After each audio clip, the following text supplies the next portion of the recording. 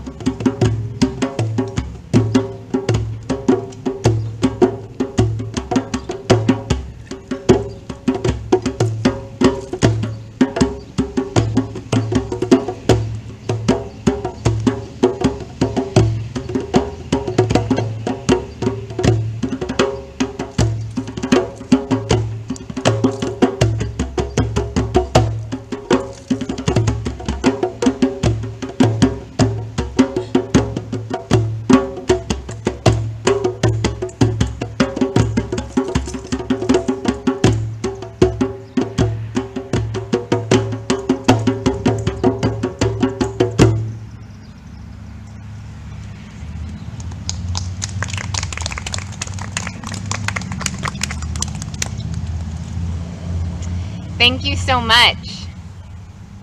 Welcome to this Earth Connections service, and a lot of gratitude goes to Janet Powers, who was taking the lead on this service, but also to the many other folks you will see playing music and speaking and participating this morning. We wanted to start this service with an acknowledgement about the land we are on, and that the land we are on was most likely once used by Pawtucket people as they traveled between the places where they lived. And we want to acknowledge that our spiritual ancestors, the people who eventually came to create a First Parish in Bedford, were part of the people who came with a mentality that land and people could be conquered, and that people who were Christian, who were European, were more human, more moral, culturally superior. We know that the inhabitants of this land were displaced through disease and through violence and through that idea of cultural superiority. So we hold that history knowing we cannot change it, we cannot go back, but holding that sadness and that anger so that we can move forward into a better relationship with this land, into a better relationship with those who are descended from Indigenous peoples on this continent of North America. We'll now begin our service with our chalice lighting.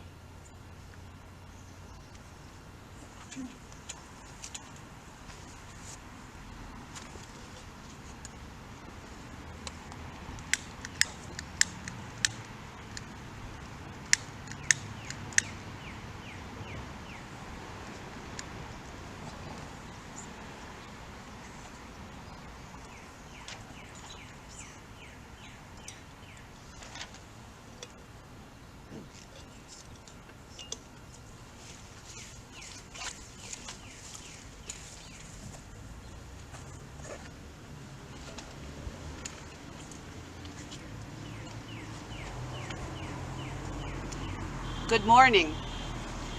I'm Corinne Dowd, and this year at the UUA General Assembly, I attended a virtual workshop titled Rights of Nature, Who Speaks for the Earth? One of the speakers, Casey Camp Hornick of the Ponca Nation of Oklahoma, said something that really struck me. And I'll read her quote and then share a poem I wrote. Can people hear me? A little closer. Can you hear me now? Yes.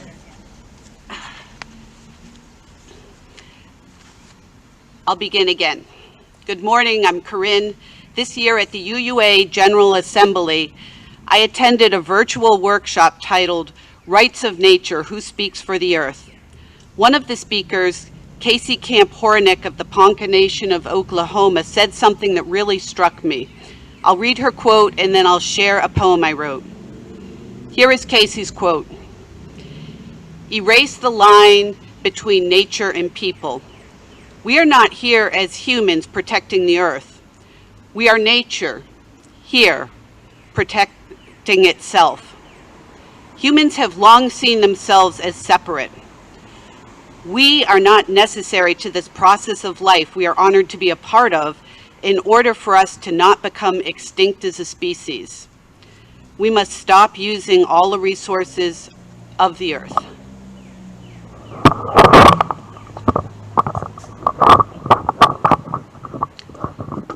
I'll now share a poem that refers to Ayers Lake, our family retreat for as long as I remember.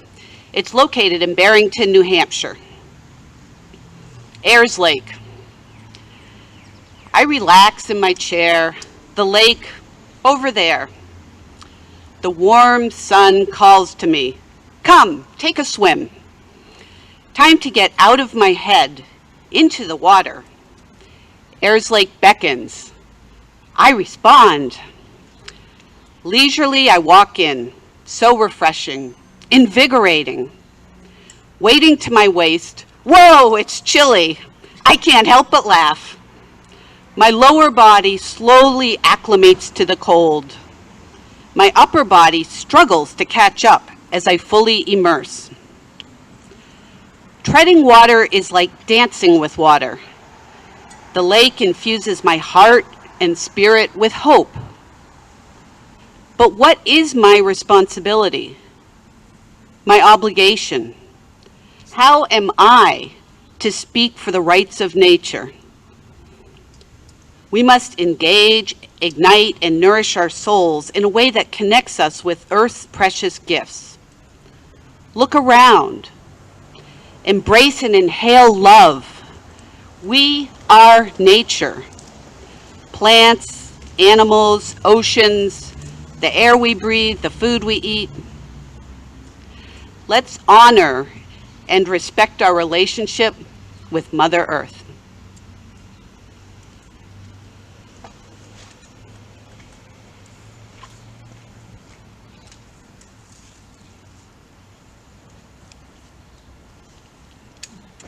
Good morning, and once again, welcome.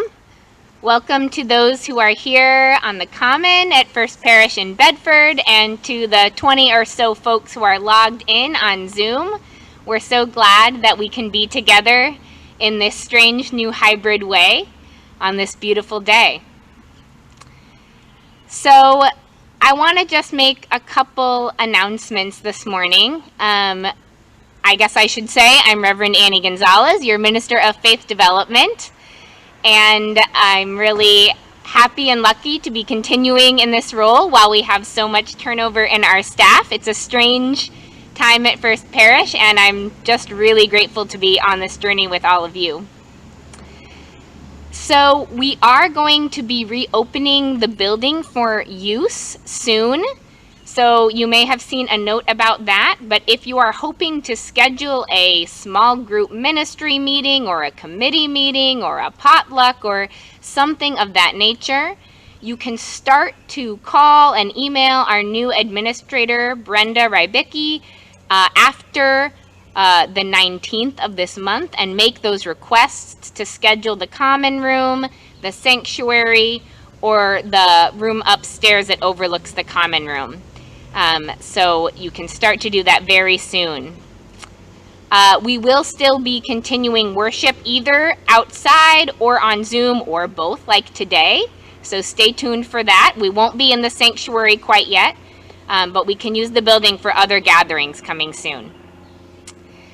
I also wanted to make a note, this service, the title Earth Connections, is also related to a program that is coming out of the Environmental Justice Committee as kind of a subgroup of that team, and now we've been looping in other folks from other parts of the congregation to imagine an exploration of the book Braiding Sweetgrass by Robin Wall Kimmerer. It's a beautiful exploration of plants and indigenous history and science and sustainability by an indigenous woman who is also a botanist. And so I really encourage you to buy the book if you're here over there from the podiums, or check it out if you're joining on Zoom. And we'll be meeting starting on the 3rd Sunday of September once a month to explore the book, or to have some kind of experiential exploration of the themes. So sometimes it will be more of a book club, sometimes more of an experience. Lastly, speaking of experiences, after this service, Janet wanted me to note that we can gather around the tree that is needing to come down. Oh, this way, not that tree, that tree. That's my understanding. Okay, this tree. Sorry, got my trees confused. This is why we need to build relationships with our land and our plants. I don't even know which tree is coming down. So we will gather to have just a moment of gratitude with the tree. And Janet will make sure we do the right tree because she's more in touch with the trees, and that's a good thing. That's why she's leading this service. So with that said, I invite you to join in our unison affirmation. I know we don't have printed orders of service. We don't have that Zoom slide. This is a kind of an informal experiential service, so if you know the words, say the words. If you don't know the words, say them with your heart. Please join me.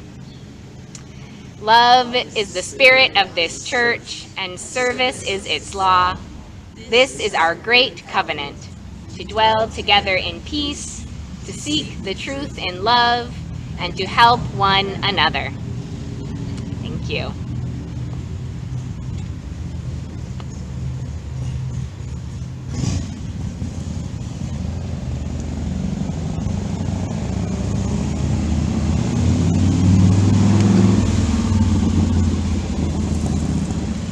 Good morning. My relationship to the natural world changed quite a bit during this last year and a half, and I've been wondering if it's been true for others as well. Change seemed to spring from necessity because I needed to be outdoors in order to see people in person. So I had to really adapt to the changing seasons, especially for me, for the cold. I was always checking the weather and, very finely tuned, and, really managed to I actually enjoyed the winter this year. I noticed also during our sequestering time how my senses became more acute. I enjoyed feeling the rain, I enjoyed feeling the wind on my skin, and I started noticing things like bird conversations. I also had my most profound experiences with trees in the woods. I really developed a profound relationship there as I would lean up against a tree, and all of a sudden I felt myself expand and noticed that I was really connected to everything that was around me. I had a feeling of well-being come over me in a really reassuring way, especially during a time when there's so much uncertainty in the world. So this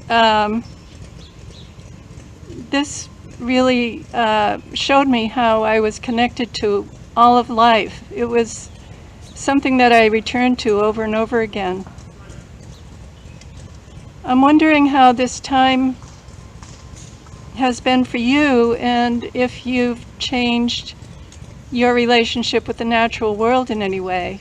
So I wonder if we might be able to divide up into pairs and share our experiences with each other for a few minutes, and maybe gravitate towards someone you don't normally speak with.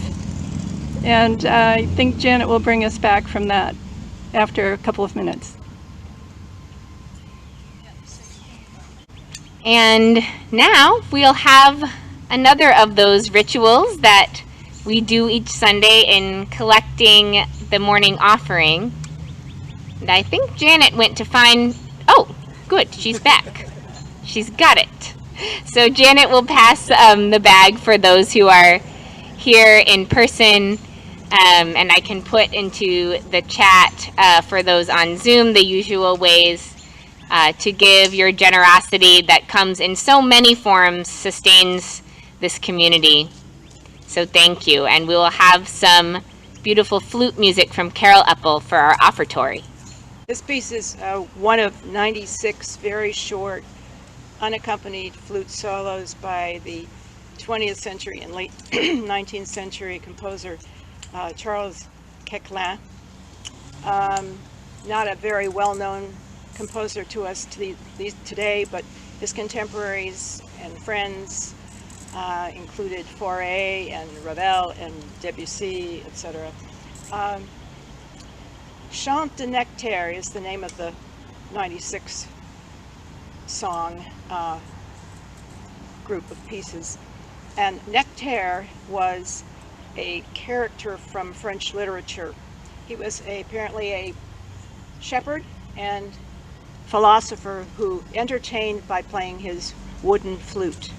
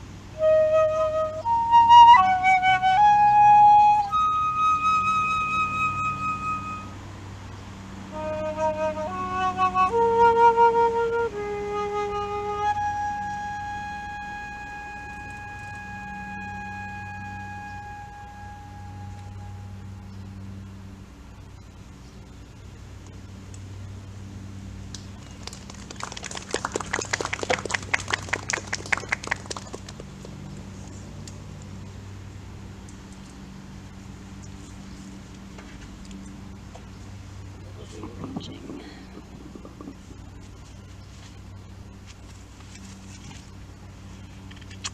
Hi, I'm Janet Powers. Can everybody hear me? Okay, great. So I'm going to start off with a quote that I'm going to have to go by memory because I put things down on these cards and I forgot the first one. So it's by Thomas Berry, and he called himself a geotheologian, and or a geologian or something like that. And Robin Wall Kimmerer in the book Braiding Sweetgrass refers to this quote, and so it won't be exact, but he said, "The universe is a communion of subjects, not a collection of objects." And I think that really gets to the crux of what I'm here to talk about and for us to be exploring in a few minutes. So I'm going to give a little grammar lesson, and this is really somebody stepping outside of their comfort zone. Considering I never really understood grammar in school, I didn't learn to read fluently until I was almost in 6th grade. I'm dyslexic, and it's really tough. But I do remember nouns and verbs. And one of the things that Dr. Kimmerer talks about in her book is that in many indigenous languages, the predominance of words are verbs, as opposed to in English, where the predominance of words are objects or nouns, person, place, or thing. I do remember that part. So we are talking about earth connections, a noun and a verb.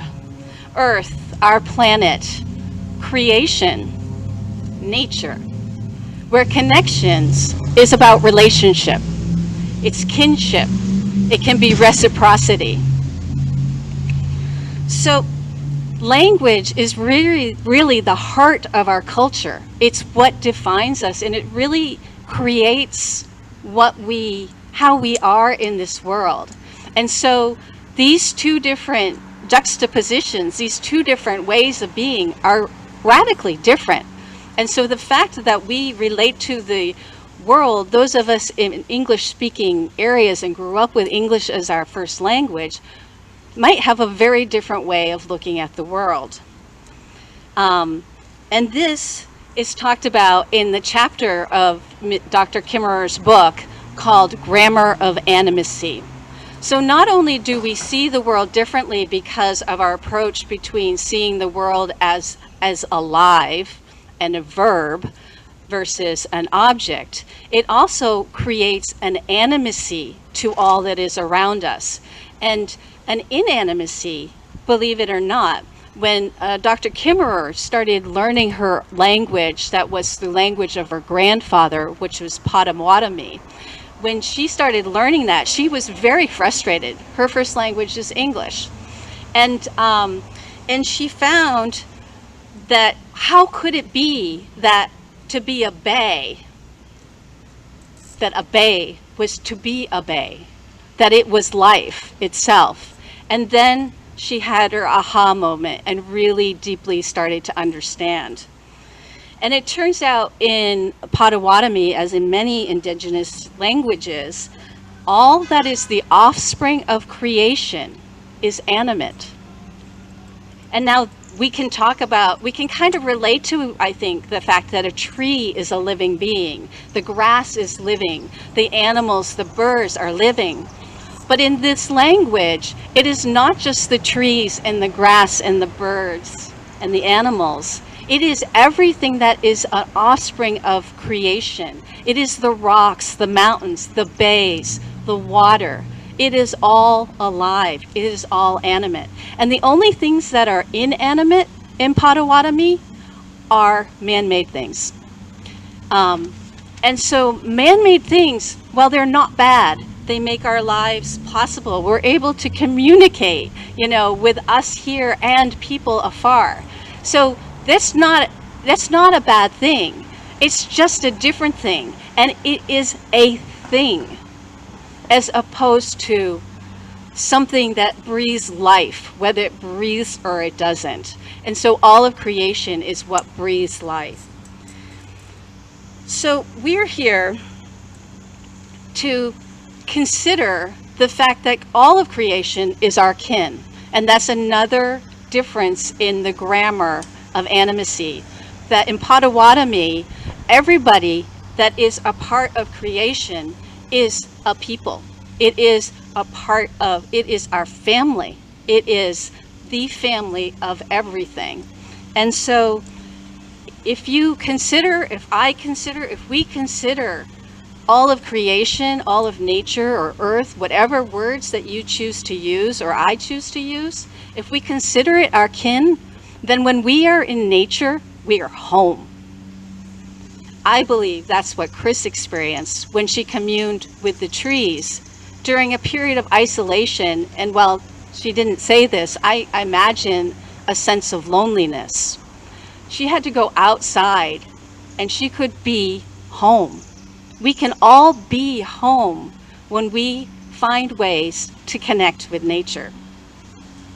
And Corinne was enveloped in that cool living water, and there she found connection and inspiration, and she wrote a poem, and she's sharing her deep heart feeling, her sense of belonging. So here I am, I've totally lost my cards. I'm just gonna have to keep talking. So much for cards. So there is one thing that I want to quote, and so I'm going to look for it. There is a man, his name is Greg Kaihete. He is a native scholar, and he speaks of the indigenous way of knowing a thing. And he says, in order to know anything, whether it's object or subject or verb or noun, you have to use the four aspects of being. And we've all talked about that before. It is our mind, it is our body, it is our emotions or our heart, and it is our spirit. That is how we become knowing of this place we call home. And the other thing that I just wanted to say before we start kind of going off and doing our thing is that Dr. Kimmerer has a story about talking to a Cheyenne elder, and his name was Bill Talbot. And she was a young person at the time, and she was lamenting the fact that she did not have the language of her ancestors. And she was deeply connected to the nature around her from a very young age, that she knew what called her. But she didn't have the language, and she was very saddened by that. And he said to her, if I can find that one, they meaning all of nature, all of earth, all of creation, they love to hear the old language. It is true. But you don't have to speak it here. And he pointed to his lips. If you speak it here, and he touched his heart, they will hear you. So it's a time for us to go out and to speak with all, whatever it is that we find to commune with, the collection of subjects that surround us, and to speak with our hearts. And one way of getting there is through our senses. So I'm going to invite people to stand up if it is the right thing for you, and to walk around and to use our senses, our sense of smell. If you find something edible, your sense of taste. Listen. There's sounds of cars, of course, but there's also the sounds of birds. Touch things. And while you do it, use that connection with all that is animate, that is alive, and alive in the sense that it is part of creation. We also have 2 trays of objects that are gifts of the earth that we can bring around to people who choose not to walk around. So I will come around with the trays once the people who are going to walk around get up. And you'll know when it's time to return when you hear the drumming. Dean and Emery will be walking around the meeting house and gathering us back here for our closing and to maybe, if we have time, to have a few minutes of connecting with people and sharing our experiences. So go and enjoy and be connected.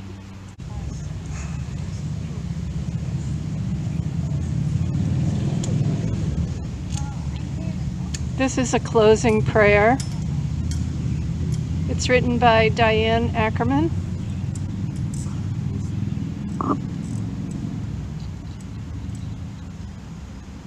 In the name of daybreak and the eyelids of morning, and the wayfaring moon in the night when it departs, I swear I will not dishonor my soul with hatred, but offer myself humbly as a guardian of nature, as a healer of misery, as a messenger of wonder, as an architect of peace.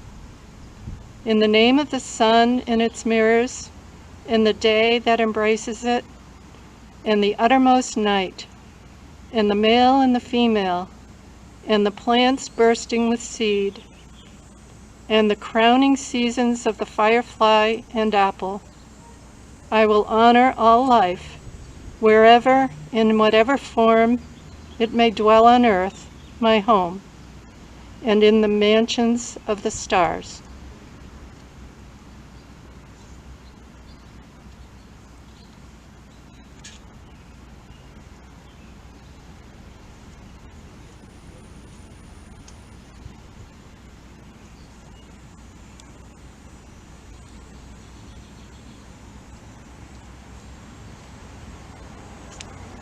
We'll close the way we opened with our drumming postlude.